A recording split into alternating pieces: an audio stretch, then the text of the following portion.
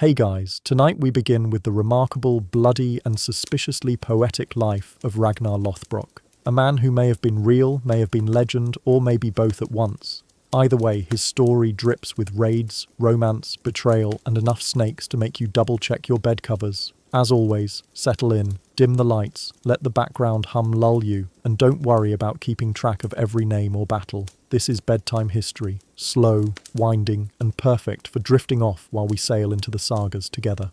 The early shadows of a legend. Hey guys, tonight we drift back into the half-lit world of the Viking Age, a place where history and myth sit shoulder to shoulder, like drinking companions around a smoky fire.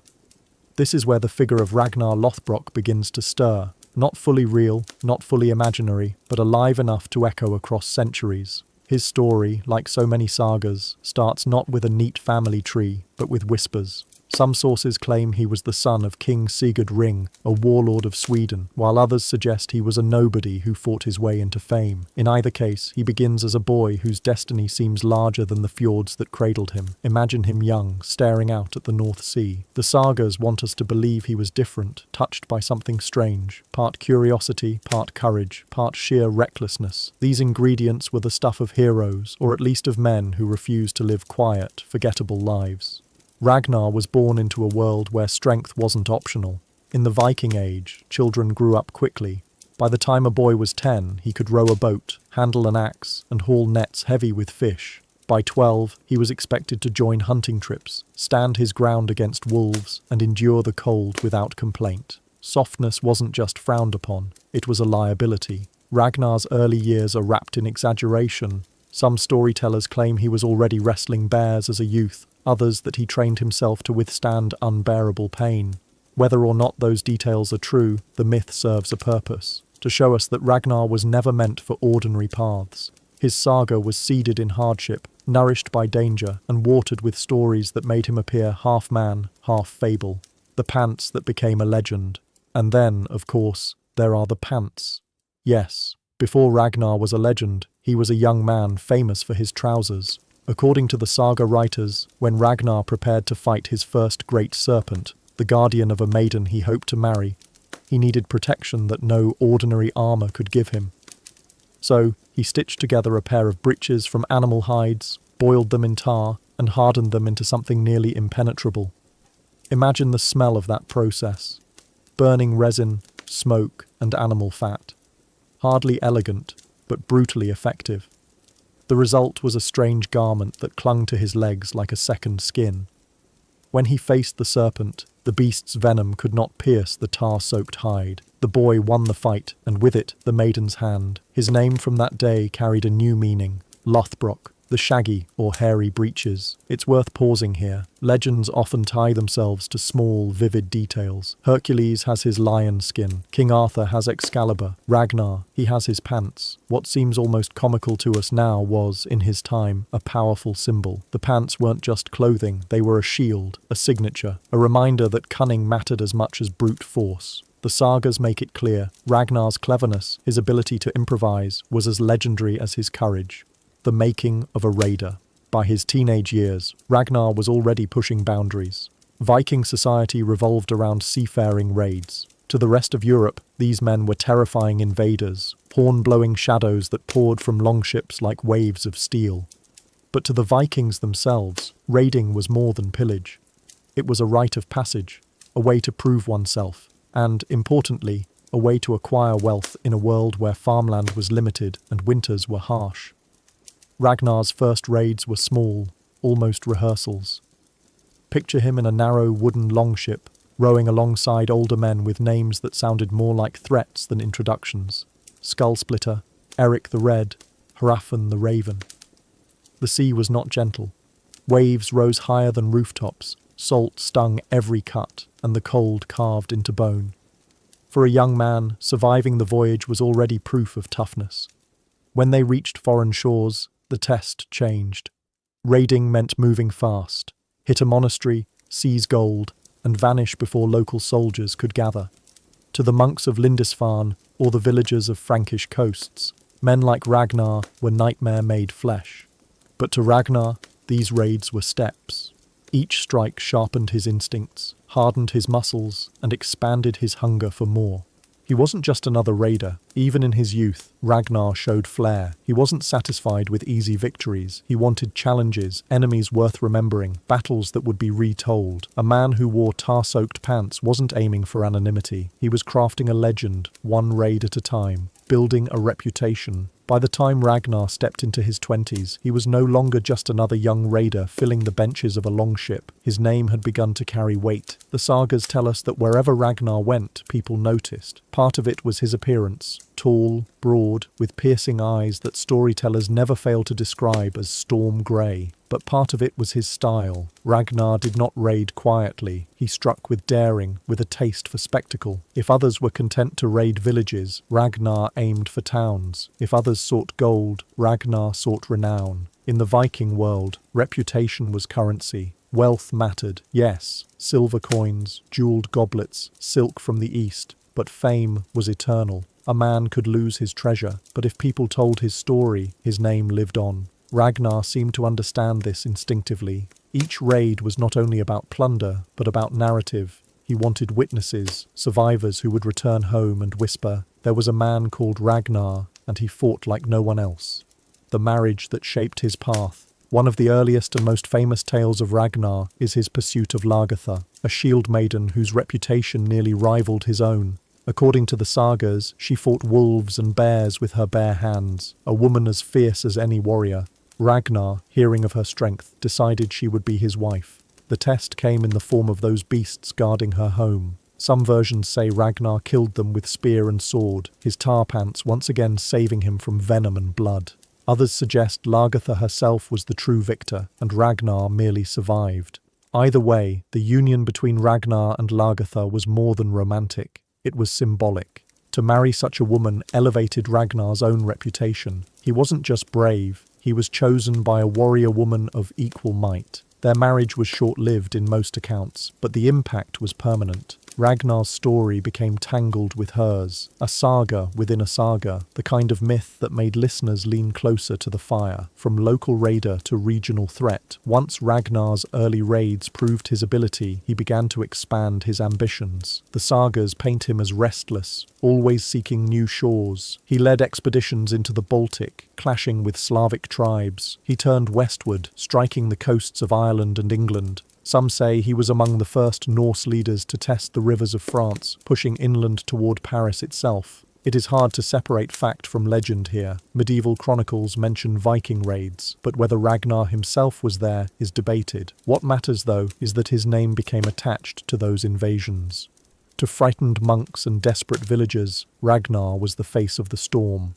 When people spoke of the raiders, they did not list nameless men. They said, "It was Ragnar Lothbrok." And that is how legends grow. The truth doesn't need to be precise, it only needs to be memorable. The craft of leadership.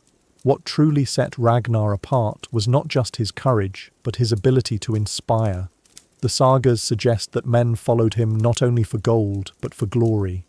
He had a knack for speaking in simple, sharp words, the kind of phrases that echoed in a man's chest long after the battle ended.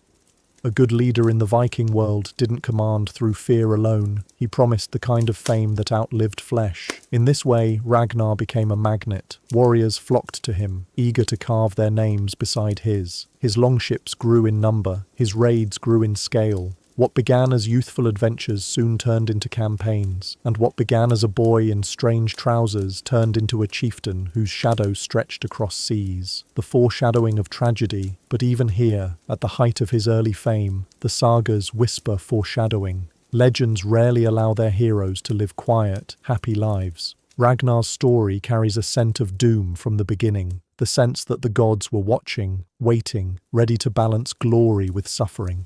The same cunning that gave him victory could also drive him into danger. The same hunger for fame could lead him too far from safety, and the same reputation that raised him up also painted a target on his back. In the Viking world, when one man rose, others plotted to drag him down. Still, at this stage, Ragnar's legend is only beginning. He is young, fierce, and clever, his breeches hardened with tar, his longships filled with eager men. He is not yet the weary king, nor the prisoner of snakes. For now, he is the rising storm, the Viking who fought beasts, wore strange pants, and carried his name into every raid. Closing atmosphere. The meeting of Ragnar and Lagertha. We follow Ragnar deeper into the crossroads of myth and memory, where love and danger are never far apart. One of the most famous episodes in his saga is his meeting with Lagertha, the Shield Maiden.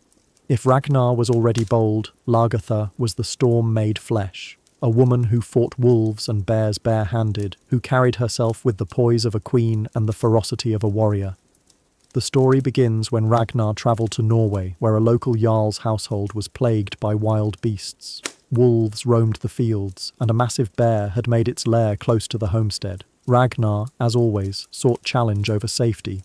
Armed with his spear and the strange tar-soaked pants that had already given him his legendary name, he confronted the creatures. According to the sagas, Ragnar struck the bear down with his spear and then dispatched the wolves in close combat. Yet, in some versions, it was Lagertha herself who joined the fight, proving her strength to match his. Ragnar, impressed beyond measure, sought her hand in marriage. Their union is one of the great romantic threads in Viking storytelling. It wasn't just love, it was a merging of equals. Lagertha was not the kind of woman to sit quietly by a fire. She fought beside Ragnar in battle, commanding troops, carrying a shield, and often leading charges. Together, they embodied the Viking ideal, courage in both men and women, shared strength, and the promise of shared glory. But sagas are rarely content with lasting happiness. The marriage between Ragnar and Lagertha, while celebrated, was short-lived. Some say Ragnar grew restless, others claim politics and ambition drew him away. Whatever the truth, their relationship set a tone for Ragnar's life. Love entwined with violence, partnerships forged in blood, and endings that carried both admiration and sorrow. The tale of Thora and the Serpent. Not long after Lagertha, another story threads its way into Ragnar's saga, his courtship of Thora, daughter of a powerful earl. But this was no simple proposal.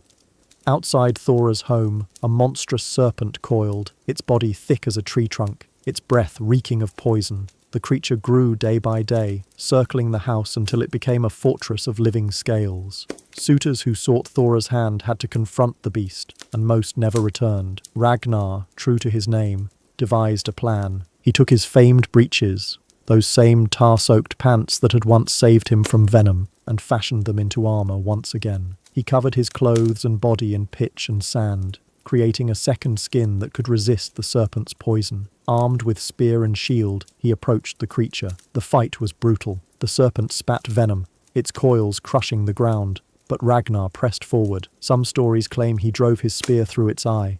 Others say he hacked at its body until it writhed in death. In either version, Ragnar stood victorious, the serpent slain at his feet. The prize was Thora herself, whose beauty and noble bloodline elevated Ragnar's status. Their marriage cemented his reputation not just as a warrior, but as a man favoured by fate. To slay a serpent was to echo the oldest of myths, Thor fighting Jörmungandr, the world's serpent. In defeating the beast, Ragnar wasn't just a hero, he was stepping into the shoes of gods, the symbolism of serpents and pants.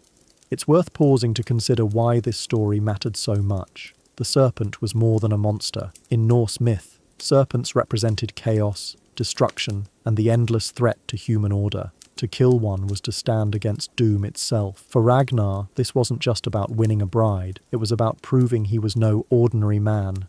And the pants, those odd tar-soaked breeches, became more than practical armour. They were his signature, the thing that set him apart. Every hero needs a symbol, something that makes his story unforgettable. For Ragnar, it was not a crown, nor a weapon, but trousers stiff with pitch, the garment of a man who survived venom and walked through fire. Strange? Yes. Memorable? Absolutely. The rise of a chieftain. With his victories over beasts and his marriages to women of power, Ragnar's status grew.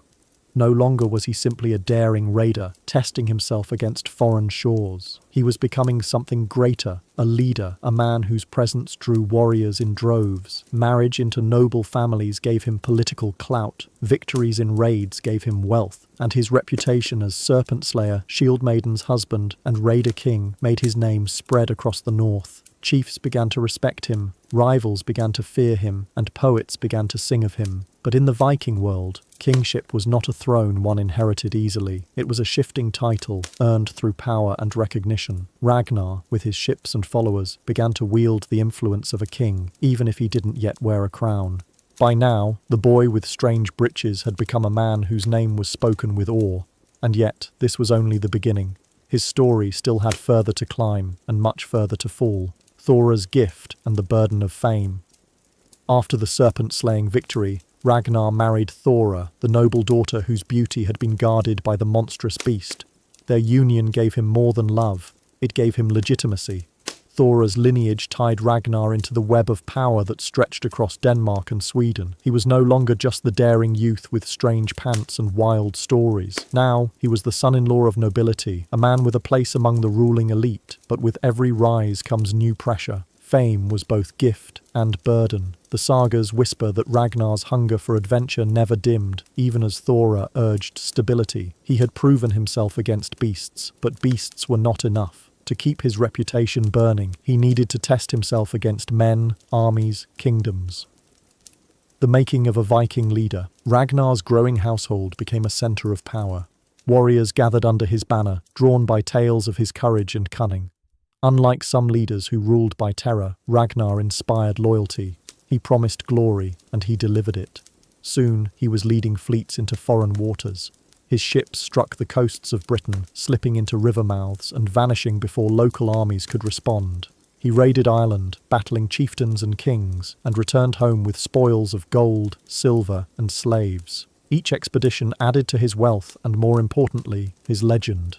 It was during these years that Ragnar's reputation crossed borders. Frankish chroniclers in continental Europe wrote of Viking raids led by a fearsome chieftain. English monks whispered prayers against his return. Whether they knew his face or not, the name Ragnar Lothbrok became shorthand for terror from the sea. From raider to ruler, what separates a mere raider from a ruler is not the size of the ships, but the stability of power at home. Ragnar was not content to live from raid to raid. He began consolidating lands, establishing himself as a warlord whose reach extended across Denmark and into parts of Sweden and Norway. Though the sagas differ, many portray him as a king, sometimes of Denmark, sometimes of Sweden, sometimes of both. The lines blur because Viking kingship was fluid. There were no absolute thrones, no neatly bounded kingdoms. Kings were those who commanded enough men, wealth, and alliances to claim the title, and Ragnar, by this point, fit the mould perfectly. Yet, it is important to remember that Ragnar's rise was not inevitable. He was not born with a crown. He stitched it together, raid by raid, marriage by marriage, victory by victory. His serpent-slaying heroics gave him his first step upward, but it was his relentless ambition that lifted him higher. The seeds of greater ambition. As Ragnar's influence grew,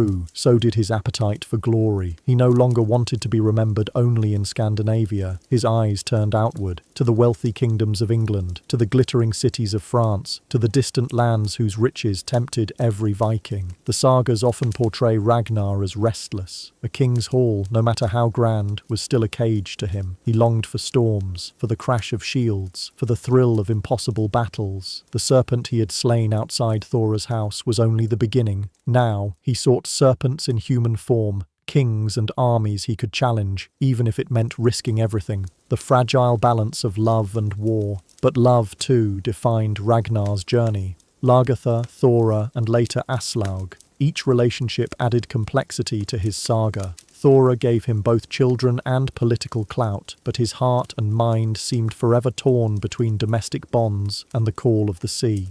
Some storytellers emphasize his tenderness, others his restlessness. What is clear is that Ragnar never stayed still. Love gave him reasons to return home, but fame always pulled him back out. His was a life of balance that could never truly hold. The rise toward legend. By the close of this chapter in his life, Ragnar Lothbrok was more than a man. He was a symbol, a story whispered across firesides, a name that made children sit up straighter and warriors sharpen their swords. He had slain beasts, wooed warrior women, killed a serpent, and built himself into something resembling a king. But even in this rise, the sagas foreshadow his fall. Legends rarely allow their heroes to rest. The higher Ragnar climbed, the more dramatic his eventual downfall would need to be. For now, though, picture him at his height, sitting in a longhouse heavy with smoke and laughter, warriors at his side, a crownless king whose fame stretched from the fjords of Norway to the coasts of France. The Serpent was dead, the Pants were famous, and Ragnar stood on the cusp of immortality, not through blood alone, but through story, the etern, armor of every legend.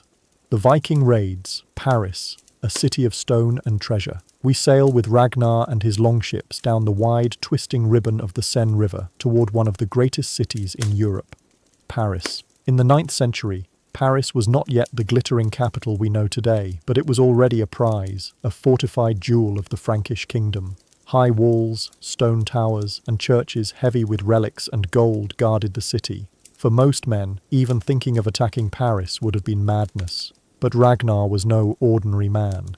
He had already tasted victories in England and Ireland. His fleets had grown, his warriors hardened. He wanted more than plunder. He wanted proof that no city, no matter how strong, could withstand the fury of the north.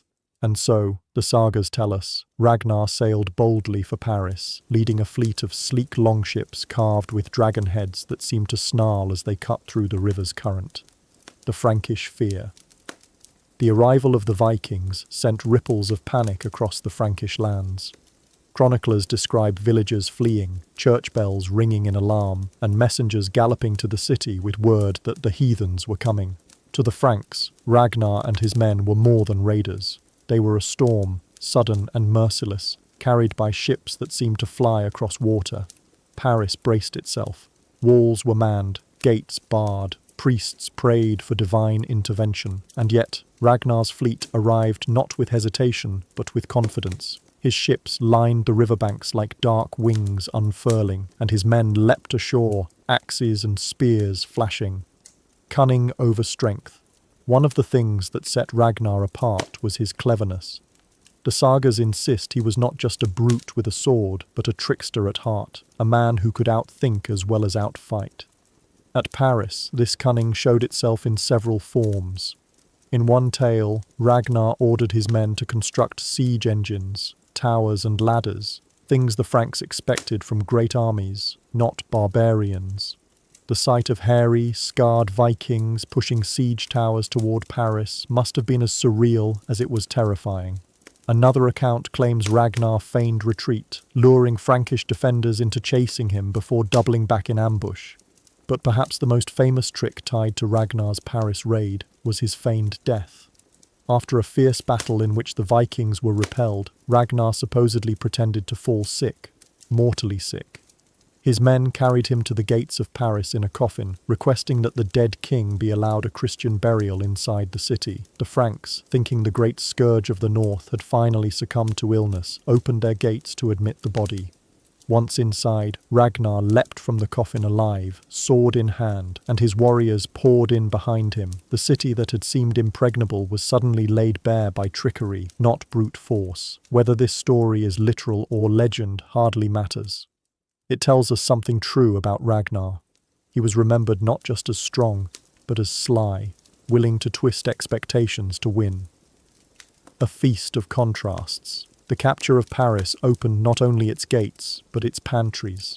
Here, for a moment, the sagas shift from blood and battle to something almost humorous, the cultural clash of Viking warriors and Frankish food.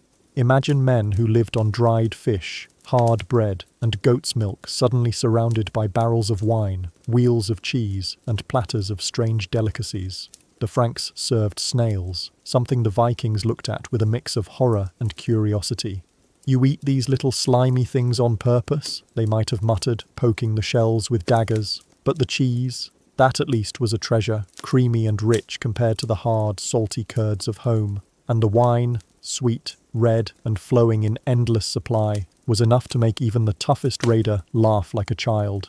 It's easy to picture Ragnar himself at the head of the feast, lifting a goblet of Frankish wine, his storm-grey eyes glinting with amusement. For a moment, the Serpent Slayer, the raider of kingdoms, was simply a man enjoying the spoils of daring. He may have worn strange pants in his youth, but now he dined like a king. Paris humbled. Of course, the Frankish rulers were not entirely defeated. The city's defences and stubbornness meant the Vikings could not occupy it forever, but in the end, Paris was forced to pay a massive ransom, silver, gold, livestock, to make Ragnar and his fleet leave. To the Franks, this was humiliation. To Ragnar, it was triumph. Here was proof that no city was safe, that even the mighty could be humbled by cunning and courage. The Paris raid burned his name into European memory. Chroniclers who despised him also ensured he would never be forgotten. The Silver River. When Ragnar finally pulled his longships away from Paris, he didn't leave empty-handed. Frankish rulers, desperate to protect their jewel of a city, paid him a ransom so massive that chroniclers describe it as a river of silver. Coins, goblets, gilded crosses stripped from churches, all loaded onto Viking ships until the decks groaned. Imagine the sight. Longships, usually carrying men and shields, now riding heavy in the water, weighted down by treasure. For the Franks, it was humiliation, a visible reminder that faith and fortresses had failed.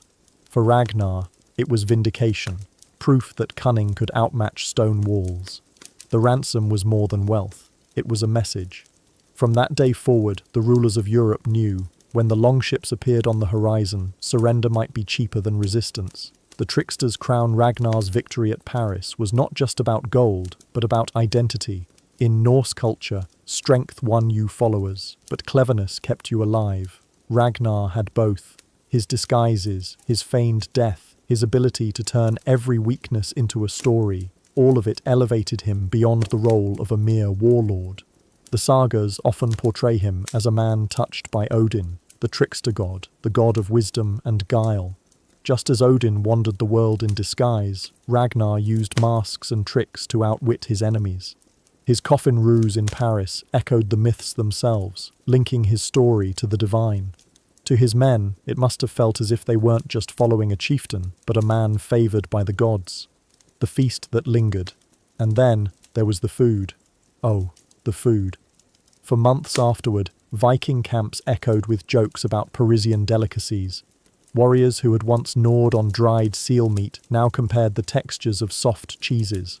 One raider reportedly brought home a wheel of cheese so large it was mistaken for a shield. Another developed a taste for snails, though most spat them out with disgust, insisting the Franks must have been tricking themselves into thinking slugs were a luxury. Wine, though, was universally adored. Barrels of it sloshed in Viking ships, and for weeks the warriors toasted their Parisian adventure with laughter and song. One saga fragment even describes Ragnar chuckling at the memory of his men staggering drunk on foreign wine, trying to sing Norse ballads with French accents. Whether true or exaggerated, the humour shows how the raid wasn't just about terror, it was also about culture clash, about warriors discovering a world beyond their fjords. The ripple of terror. Back in Scandinavia, news of the Paris ransom spread like wildfire. Other warlords envied Ragnar. Kings took note. Young men boasted that they would join him, for who wouldn't want to follow the man who humbled the Franks? His hall filled with warriors eager to sail, not just for loot, but for the chance to etch their names beside his in story and saga. Even across Europe, his legend grew. To frightened villagers, Ragnar became the archetype of Viking fury. Every longship on the horizon carried his shadow. Chroniclers cursed him in ink, priests prayed against him in candlelight, but all of them spoke his name. In the process, they gave him immortality. A king without a throne. Was Ragnar truly crowned king after Paris? The records are unclear. Some say he ruled Denmark outright, others that he held sway across parts of Sweden and Norway. But perhaps the truth is subtler. Ragnar didn't need a crown. His raids, his cunning, his wealth, and his charisma gave him the influence of a king, even if his throne was no more than the prow of a longship. Kingship in the Viking world wasn't fixed to castles or crowns. It lived in reputation, in the loyalty of men, in the fear of enemies. By that measure, Ragnar was already more than a king. He was a force of nature, a living saga whose very presence shaped the fate of nations. The foreshadowing of fate. And yet, as always in legends, triumph carried a shadow. Paris had given Ragnar wealth and fame, but it had also set a new standard. Once you've humbled one of the greatest cities of Europe, what challenge is left? His hunger for glory would push him further, into risks that no amount of cunning could outwit forever. But for now, picture him at the height of his power, sitting in a smoky hall, silver piled high at his feet, his warriors feasting on cheese and roasted meat, raising cups of Parisian wine. The fire crackles, laughter echoes, and Ragnar's storm-grey eyes glint with satisfaction. In this moment, he is untouchable, a king without a crown, a raider who humbled Paris, a trickster who turned death into disguise. His saga is far from over, but here, in the glow of firelight and feasting, he has achieved something most men only dream of, to live as both man and myth in equal measure. The sons of Ragnar, heirs of a legend. The inheritance of fire legends are not supposed to die, but men always do. Ragnar Lothbrok's saga might have ended in a pit of serpents, yet his story did not stop there. Instead, it split into many branches, carried by his sons. If Ragnar himself was half man, half myth, then his children were the next generation of chaos, each one a storm with its own direction, each destined to carve his name into the world. The chroniclers disagree on how many sons he had, 5, 6, sometimes even more, but a handful shine brightest: Ivar the Boneless, Bjorn Ironside, Sigurd Snake in the Eye, Ubbi and Hvitserk. Together, they inherited their father's hunger for raids, but each embodied a different piece of his personality: cunning, strength, charisma, and cruelty. Ivar the Boneless. Among them, Ivar stood out like a figure from a dream, born with weak or deformed legs. Sagas describe him as unable to walk, though his mind was razor-sharp. If Ragnar was the trickster king, Ivar was the trickster refined into something colder. They called him the Boneless, yet he commanded armies. He could not charge in with axe and shield like his brothers, so he learned to fight with the only weapon left to him: strategy. Ivar's mind was his blade, sharper than steel. He became the architect of invasions, the chess player who moved armies as if they were tokens on a board. But brilliance came with cruelty. Stories paint him as merciless, even sadistic. He delighted in fear, used terror as a tool, and pushed his men beyond limits by convincing them that to serve Ivar was to share in destiny. Some saw him as cursed, others as chosen by the gods. Bjorn Ironside. Then there was Bjorn, called Ironside because, according to legend, no blade could pierce him. He was the warrior that songs are written about, the physical embodiment of Viking courage. Where Ivar was mind, Bjorn was muscle. He wanted horizons, new lands to plunder, new enemies to crush. Bjorn's adventures stretched far beyond Scandinavia. Some tales send him as far south as the Mediterranean, raiding into lands where olive oil flowed instead of mead, and Roman ruins still stood like broken teeth in the earth. If Ivar was a commander in the tent, Bjorn was the leader on the prow of the longship, salt spray on his face, axe in hand, a hero painted in the colours of dusk and fire. Sigurd Snake in the Eye. Sigurd carried a mark of destiny in his body. His mother, Aslog, had prophesied greatness for him, and indeed, he was born with a serpent-shaped mark coiled in his eye. The sagas emphasize this as a symbol, the serpent of wisdom, danger, and fate itself. Compared to his brothers, Sigurd is more mysterious. He is sometimes described as the balance between Ivar's cruelty and Bjorn's raw force. He could fight, he could plan, but most importantly, he could inspire. The mark in his eye was more than a quirk of nature. It was a banner, a reminder that his bloodline carried something otherworldly. Ubbi and Hvitserk. The other sons, Ubbi and Hvitserk, are less sung about, yet no less fierce. Ubbi is often depicted as pragmatic, steady, a leader who could mediate between the wilder personalities of his brothers. Hvitserk, by contrast, is shadowy, his name possibly even confused with others in the sagas. Some sources call him reckless, others noble.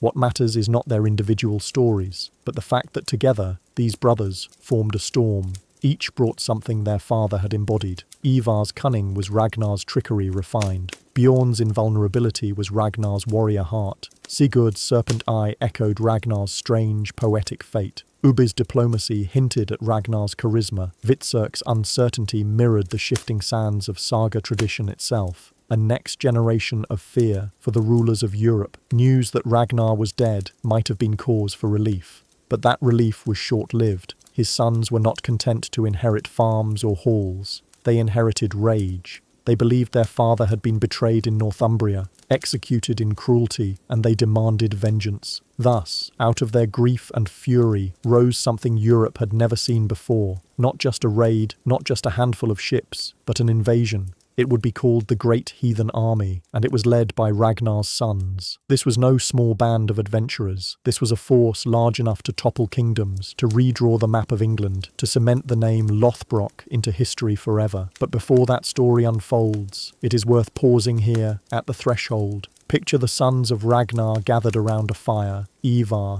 eyes glittering, speaking plans sharper than any spear. Bjorn, restless, polishing his axe, itching for battle. Sigurd, silent but watching, his serpent eye reflecting the flames. Ubbi, steady, weighing justice and vengeance. Hvitserk, shifting, unpredictable, laughing one moment, brooding the next. They are not just Ragnar's children. They are the embodiment of his legend, and as the night wind hisses through the trees, you can almost hear the sagas whisper, the father was great, but the sons will be greater still. The call for vengeance. When word spread that Ragnar Lothbrok had been cast into a pit of serpents by King Ella of Northumbria, his sons did not mourn quietly. In Norse culture, vengeance was not just duty, it was sacred. To leave their father's death unanswered would mean dishonour, a stain on the family's saga. And so they began to summon allies, ships, and warriors. What rose was something Europe had never seen, the Great Heathen Army. Not a handful of raiders slipping along the coasts, but a massive force, thousands strong, intent on conquering, not just plundering. The Anglo-Saxon chroniclers, terrified, described them as if the end of the world had arrived. Ivar, the strategist. At the centre of it all was Ivar the Boneless. Though unable to walk, he ruled from a chariot or carried high upon his men's shoulders, his presence as commanding as any warlord. He was the mind of the invasion, patient, calculating, turning vengeance into strategy. It was Ivar who forged alliances, Ivar who planned the sieges, Ivar who used terror to shatter morale before battles even began. Chroniclers describe him as almost supernatural, a man whose deformity masked a divine purpose. To the English, he was not just a general, he was a phantom of fear, the cripple who conquered. Bjorn Ironside's Horizon Bjorn, meanwhile, could not stay tied to one campaign. His restless spirit drove him south again, raiding through France, Spain, even into the Mediterranean. He brought back tales of golden cities, strange foods, and new enemies. His journeys were so expansive that later generations confused them with myth, imagining him as a Viking Odysseus. Though Bjorn's path diverged, his name struck fear just as sharply. To raid under Ragnar's banner meant wealth. To raid under Bjorn's command meant glory. His legacy was not England, but the idea that Viking ambition could stretch across the known world. Sigurd Snake in the Eye and Ubbi back in England. Sigurd Snake in the Eye and Ubbi carried the weight of Ragnar's vengeance alongside Ivar. Sigurd's serpent eye glimmered in battle, a reminder to friend and foe alike that fate itself marched with him. Ubbi, more grounded, tried to temper his brother's extremes. Where Ivar demanded cruelty, Ubbi argued for pragmatism. Where Bjorn dreamed of horizons, Ubba anchored his men in strategy. Together, they made a formidable balance, one eye on destiny, one foot on solid earth. Hvitserk the Shadow. Hvitserk's role is murkier. Some sources blur his story with Ubbi's, others paint him as reckless, constantly shifting alliances. But that uncertainty itself adds to the chaos. He represents the unpredictable current within the family. Loyalty one day, rage the next. To the English, it hardly mattered. Hvitserk was yet another wolf among Ragnar's brood. The death of Ella. The climax came when the Great Heathen Army finally captured King Ella, the man who had condemned Ragnar to the snakes.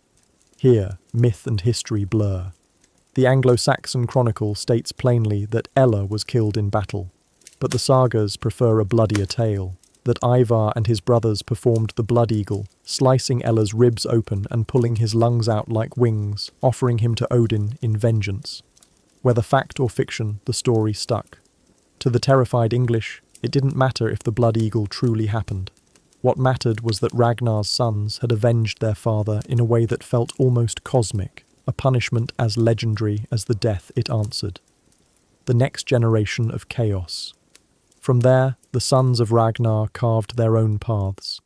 Ivar remained in England, establishing himself as a power in Northumbria. Bjorn pressed ever outward, his name carried into southern seas. Sigurd, Ubbe, and Hvitserk's fates are tangled in sagas, but each left their mark on kingdoms and chronicles. Together, they transformed Viking raiding into Viking conquest. No longer were the Northmen content with hit-and-run raids. Now they sought land, tribute, and crowns. Ragnar's death had lit a fire, and his sons carried the torch into a darker, larger age. The weight of legacy.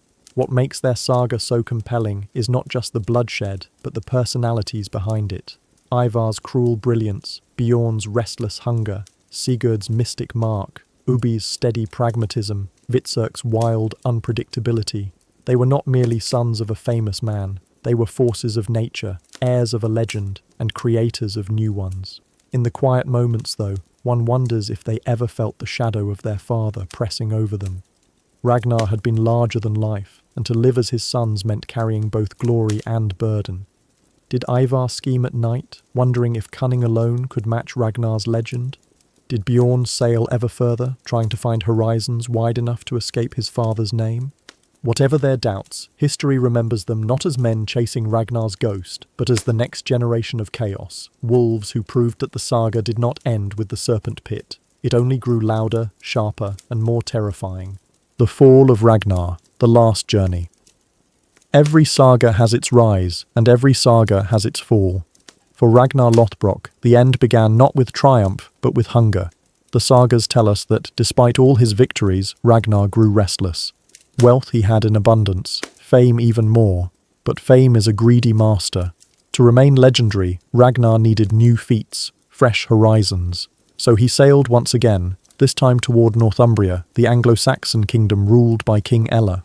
But this was not the Ragnar of his youth. He sailed not with a vast fleet, but with a handful of ships. Some say because he wanted glory all for himself, unshared with his sons. Others whisper that fate had already turned against him, and Odin himself had prepared the stage for his final act. The battle in England. When Ragnar landed, the English were ready. Ella had faced Viking raids before, and this time he came with a full army. Ragnar's men fought with ferocity, but they were outnumbered, surrounded. For all his cunning, Ragnar could not conjure tricks enough to escape. The sagas paint a grim picture. Ragnar, clad in his famous furry pants of untanned hides, standing tall in the shield wall, refusing to retreat. One by one his men fell, until at last he was overwhelmed, captured alive by Ella's soldiers. The humiliation. Ella, they say, did not kill him outright.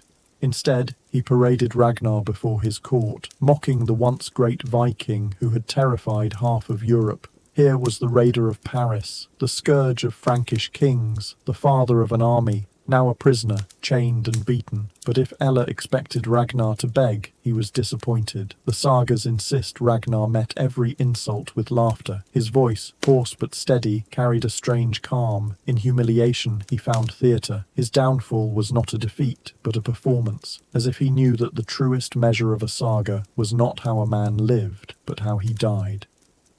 Ella's decision. And so Ella devised a death fit for legend, or for cruelty. He ordered that Ragnar be thrown into a pit filled with serpents, a writhing nest of venom and coils. It was not just execution, it was spectacle, punishment designed to terrify every Viking who dared to raid again. Yet Ella underestimated the power of myth, for while the snakes would take Ragnar's life, his words inside that pit would echo across centuries. Here, the stage is set. A pit dug deep, its bottom alive with serpents. A crowd gathered to witness, and Ragnar Lothbrok, bound in chains, prepared not to whimper, but to turn death itself into poetry. The pit of serpents. The ground shook with the sound of drums and voices as Ragnar was dragged to his fate.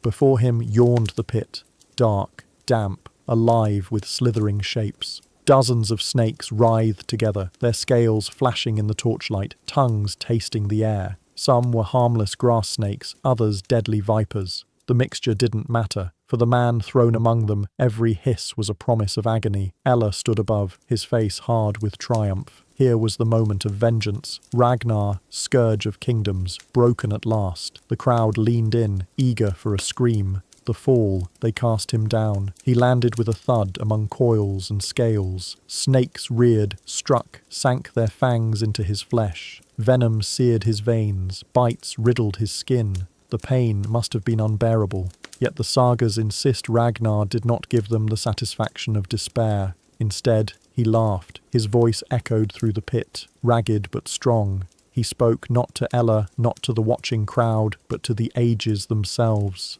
The final words, one version of his speech survives in the sagas. Ragnar cried that his sons would avenge him, that soon the piglets would squeal when they heard how the boar had suffered. It was a farmer's metaphor, simple yet devastating. Ragnar was the boar, mighty, hunted, but not alone. His sons, the piglets, would rise, their squeals filling the world with terror. It was both a prophecy and a threat.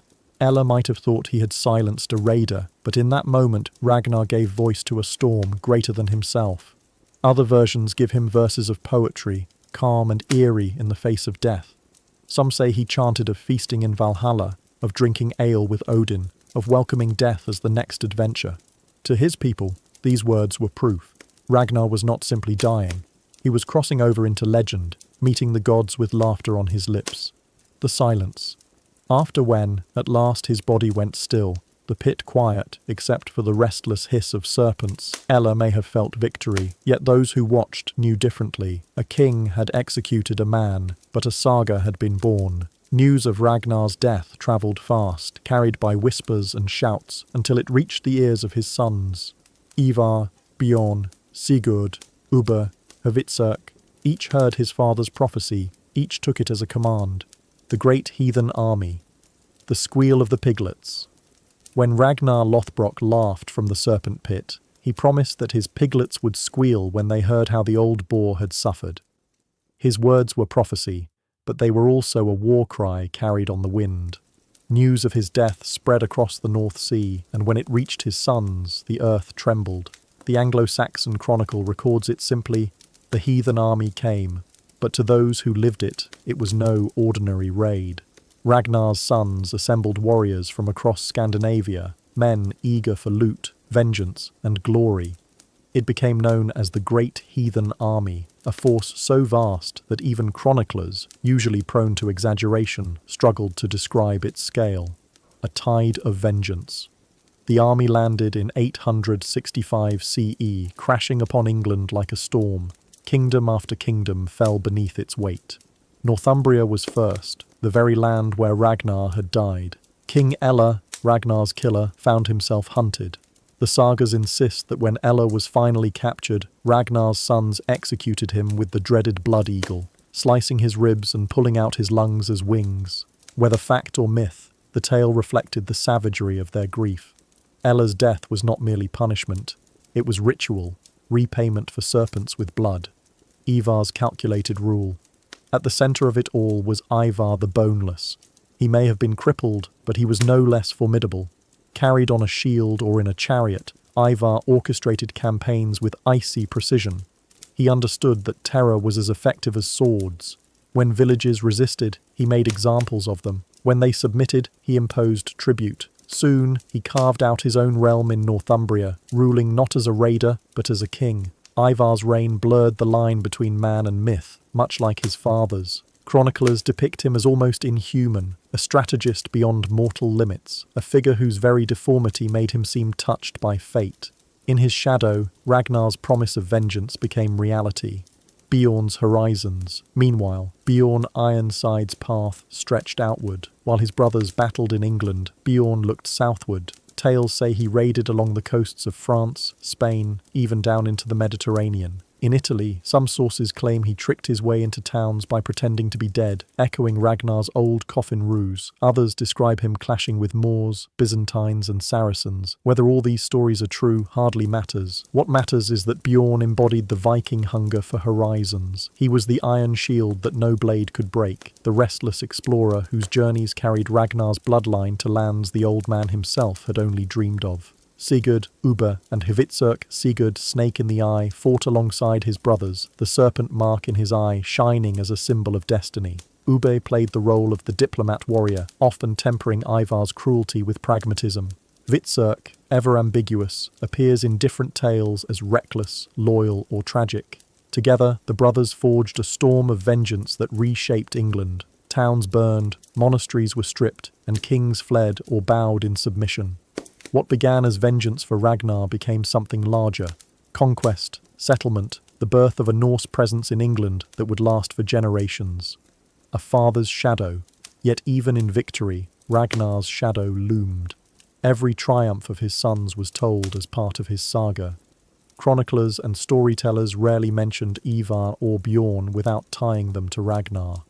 The sons were terrifying in their own right, but together they were seen as extensions of the man who had once raided Paris, slain serpents, and laughed in the face of death. For the English, the nightmare was not just the Great Heathen Army, it was the ghost of Ragnar Lothbrok, carried forward in the steel of his sons. History has a way of swallowing men and spitting out myths. Ragnar Lothbrok's life was tangled enough, but after his death, the line between fact and fiction dissolved almost completely. Chroniclers in England described him as a raider, a father of armies. Scandinavian poets turned him into a dragon slayer, a king, and sometimes even a trickster who laughed in the face of death. By the 13th century, Icelandic sagas painted Ragnar in epic colours. His famous furry pants became a badge of destiny. His wives, Lagertha, Thora, Aslaug, were woven into tales not just as companions, but as symbols of strength, beauty, and fate. His sons became extensions of his will, carrying his vengeance across the world. Bit by bit, the man became inseparable from the legend, a cultural boogeyman. For the Anglo-Saxons, Ragnar was not just a memory, he became a spectre. To invoke his name was to recall the Serpent pit, the burning of towns, the thunder of longships. In churches and chronicles, his story was cautionary: defy the pagans, and Ragnar's ghost will return. Inspiration across generations. The tales of Ragnar and his sons fueled not only bedtime stories in Viking halls, but also real political claims. Danish and Norwegian kings traced their lineage to him, using his saga as propaganda. To rule in the shadow of Ragnar was to claim divine favour, legendary heritage, and legitimacy over both Scandinavia and England. Even centuries later, his name did not fade. Medieval scribes copied his sagas, poets retold his battles, farmers and fishermen passed his story down by firelight. Ragnar became the archetype of the restless Viking spirit, flawed, fierce, and unforgettable, from sagas to screens. In the modern world, Ragnar's saga has been reborn again and again. From old Norse sagas to 19th century operas to 21st century TV shows, his legend still resonates. Shows like Vikings turned him into a household name, giving him new dimensions of drama, romance, and brooding charisma. What makes Ragnar timeless is not just the blood and battles, it's the paradox. Was he real or myth? Was he a loving father or a ruthless raider? Was he a king, a farmer, a trickster, or all at once? The ambiguity invites imagination. Ragnar is a canvas, painted differently in every generation. Why his saga still matters. Bedtime stories about Ragnar do more than lull us to sleep. They remind us of the human hunger for tales that balance brutality with poetry. Ragnar's final laugh in the Serpent pit speaks to something deeper, the idea that even in defeat, dignity can be preserved through wit, courage, and story. For the Vikings, he was a model of honour. For the English, he was a nightmare. For us, he is a legend that survives because it touches universal themes: ambition, love, betrayal, vengeance, and the eternal human need to be remembered. And so, as his sons carved kingdoms, as sagas turned into myths, as TV shows turned into entertainment, Ragnar Lothbrok lived on. He shifted from man into memory, from memory into myth, and from myth into something even greater, a story that never sleeps. The eternal drift. So tonight, as you let the hum of the fan and the rhythm of the story carry you, remember Ragnar. The Viking who may or may not have lived exactly as the sagas say, but whose laughter in the Serpent pit still echoes across centuries. His sons avenged him, his people sang of him, and we, centuries later, still whisper his name as we drift into sleep. Ragnar Lothbrok, a man, a myth, a bedtime companion.